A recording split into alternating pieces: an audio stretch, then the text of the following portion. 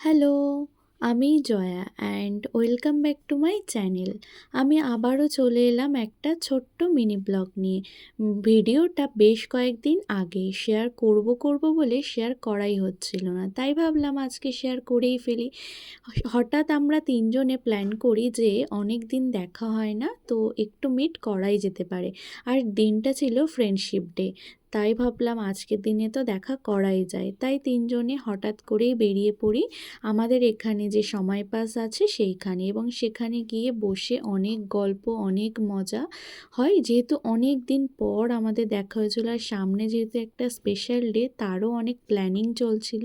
তারপর ওখানে চিপস, চা এইসব খাওয়ার পর বাড়ি আসার পথে ভুট্টা কিনে খেয়ে আমরা ৩ জনে বাড়ি চলে আসি। আর আজকের দিনটা বেশ ভালোই কাটলো।